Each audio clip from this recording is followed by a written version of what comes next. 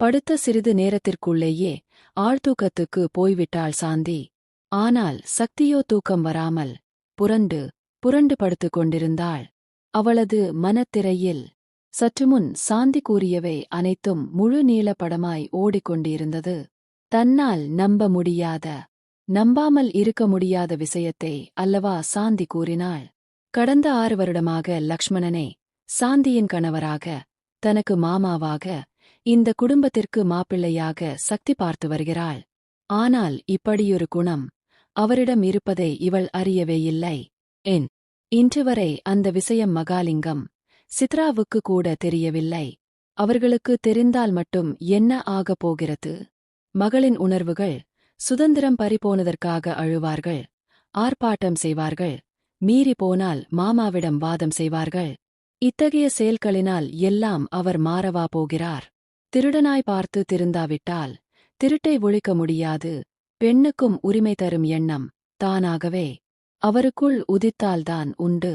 படிப்பினால் மூளைக்கு எட்டாத ஒரு விஷயம், வெளி உலக பழக்கத்தால் மாறாத ஒரு குணம், அறிவுரை கூறினால் மட்டும் மாறிவிடவா போகிறது? மாறினாலும் மாறலாம். ஒருவேளை 20 வருடம் கழித்து அவருடைய மகள் காவ்யாவுக்கு திருமணம் நடந்து இதே சூழ்நிலை அவளுடைய வாழ்வில் ஏற்பட்டால், அவர் மாற அணுவளவு வாய்ப்பு ஏற்பட்டாலும் ஏற்படலாம். ஆனால் அக்கா எப்படி இதை சகித்துக் கொள்கிறாள்? பள்ளியில் ஆரம்பித்து கல்லூரி வரை தனக்கென ஒரு தனி முத்திரையை பதித்துக் கொண்டு வந்தவள். தன்னுடைய பெயர் அனைவர் மனதிலும் பதிய வேண்டும் என்பதற்காகவே படிப்பிலும் கல்ச்சுரல்ஸிலும் பீத்து உதறியவள். இன்று தன்னுடைய சுய உணர்வையும் விட்டுக் கொடுத்து பெட்டி பாம்பாயிருக்கிறாள். இதையெல்லாம் நினைக்க சக்திக்கு வியப்பாக இருந்தது. சாந்தியின் திருமணத்திற்கு முன்பு நடந்த நிகழ்வுகள் ஒவ்வொன்றாய் சக்தியின் மனதில் ஓடிக்கொண்டே இருந்தது. சாந்தி கல்லூரியிலிருந்து வந்து வீட்டிற்குள் நுழையும் சமயத்தில், எங்களுக்கு எந்த குறையும் இல்ல, அந்த ஆண்டவன் புண்ணியத்துல நாங்க நல்லாவே இருக்கோம்.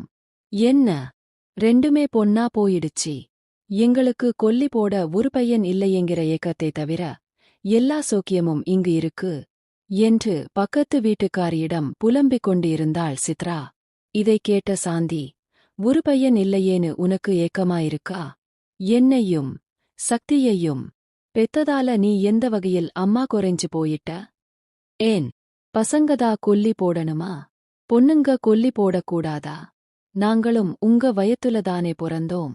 எல்லா விஷயத்திலேயும் பசங்கன்னு அவங்களையே தூக்கி வச்சு பேசுறீங்க என்று ஆரம்பித்தவள் சித்ராவை உண்டு இல்லை என்று செய்துவிட்டாள்.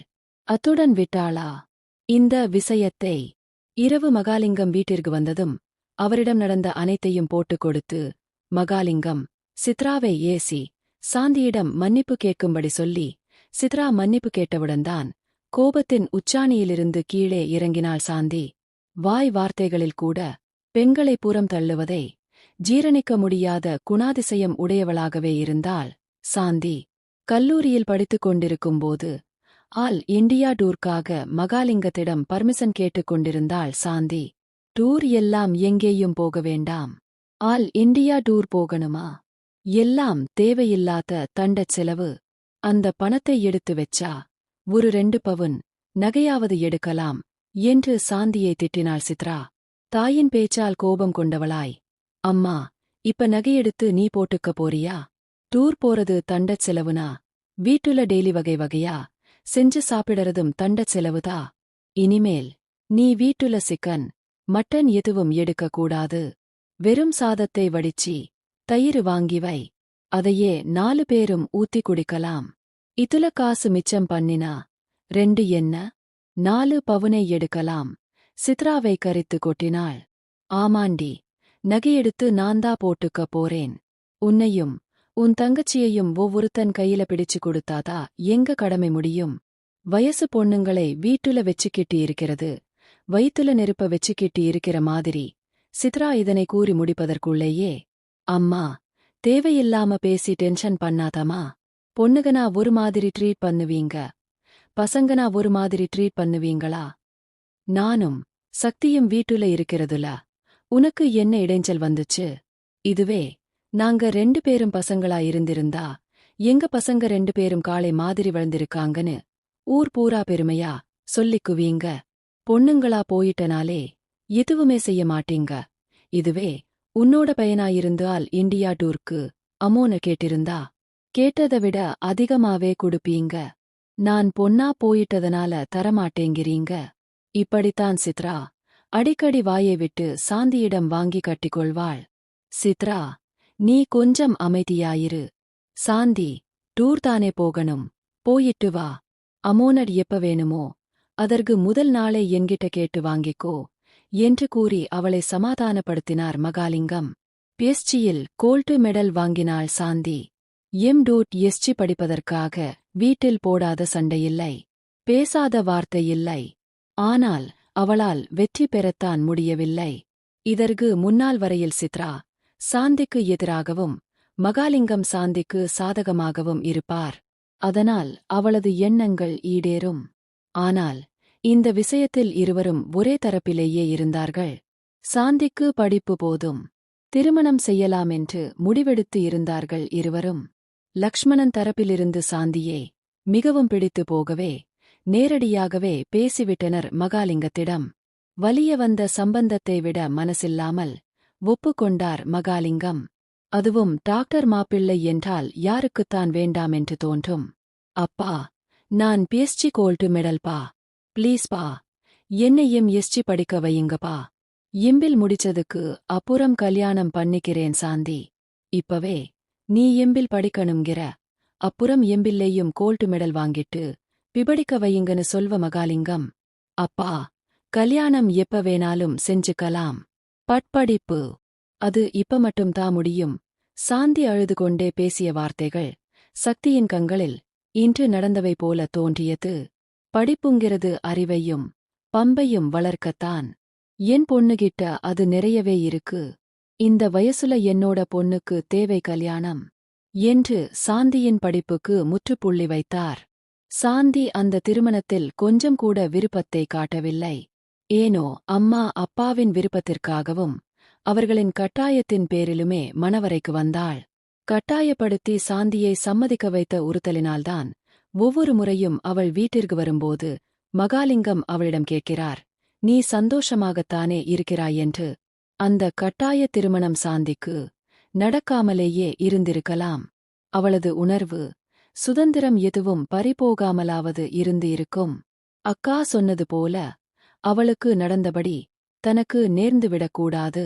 வீடே இரண்டானாலும் சரி, மாப்பிள்ளையை பற்றி முழுக்க தெரிந்து கொண்டு பேசிப் பழகி புரிந்து கொண்ட பின்புதான் திருமணம்.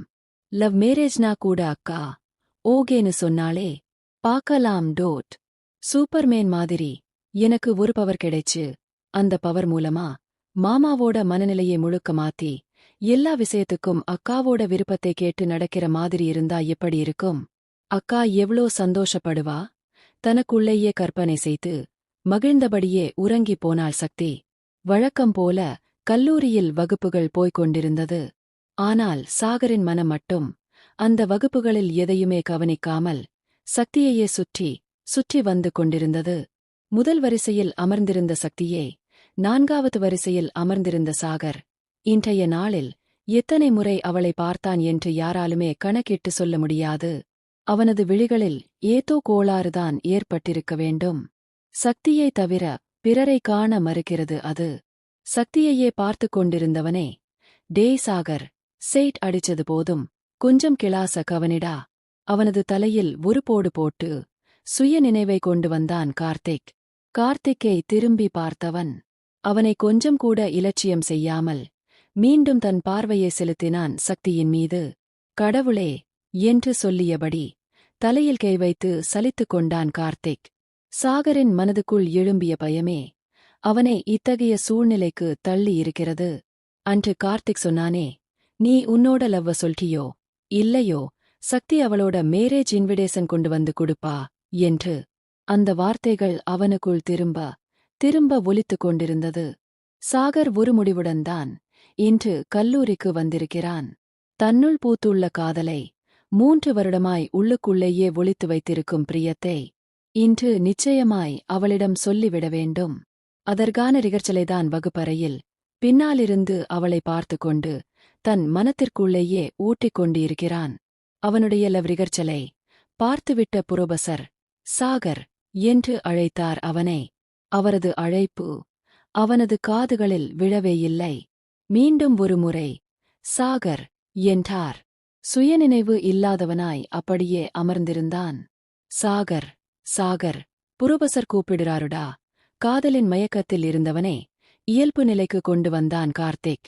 அவனது உடலை உலுக்கியதன் மூலம் அவர் எதற்காக தன்னை அழைக்கிறார் என்பதன் காரணம் தெரியாமல் சார் என்று எழுந்து நின்றான். Please come in with your notes என்றார். வசமா மாட்டிக்கிட்டேன் இன்னைக்கு. உள்ளுக்குள் பேசியவாறே நோட்டை எடுத்துக்கொண்டு அவரை நோக்கி சென்றான். அவனது கையிலிருந்த நோட்டை வாங்கி பார்த்தவர் அந்த பக்கம் எம்டியாக இருந்ததால் அடுத்தடுத்த பக்கங்களை புரட்டி பார்த்தார். அனைத்து பக்கங்களும் காலியாக இருந்ததால் சற்று எரிச்சல் அடைந்தவராய், வாட் ஈஸ் திஸ் சாகர் என்று கேட்டார் கோபமாக. பதிலெதுவும் சொல்லாமல் அமைதியாவே நின்றிருந்தான் சாகர். கோபம் அதிகமானவராய், 1 மணி நேரமா கிளாஸ் எடுத்துக்கிட்டு இருக்கேன், எதையுமே நோட் பண்ணாம எம்டி பேஜஸை வைச்சுக்கிட்டு நிக்குற. போர்ட்ட தவிர மத்த எல்லா இடத்தையும் வேடிக்கை பார்க்கிறது. நீ எல்லாம் இன்ஜினியர் ஸ்டூடண்ட், கெட் அவுட் என்று பொரிந்து தள்ளினார் அவனை.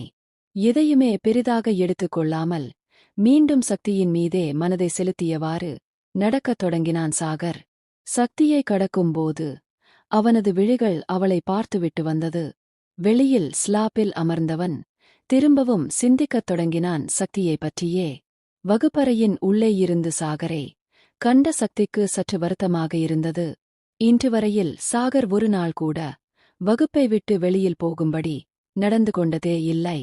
அழகாய் பேசுவான், அன்பாய் நடந்து கொள்வான், தேவையில்லாத விஷயங்களில் தலையிட மாட்டான், தேவையான விஷயங்களை புறக்கணிக்கவும் மாட்டான்.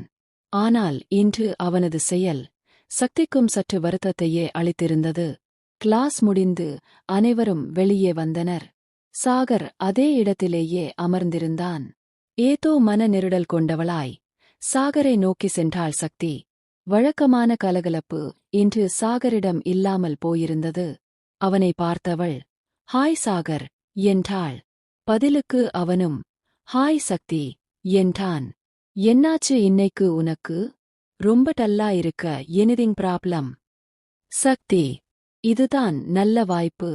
இப்பொழுதே காதலை சொல்லிவிட வேண்டும்.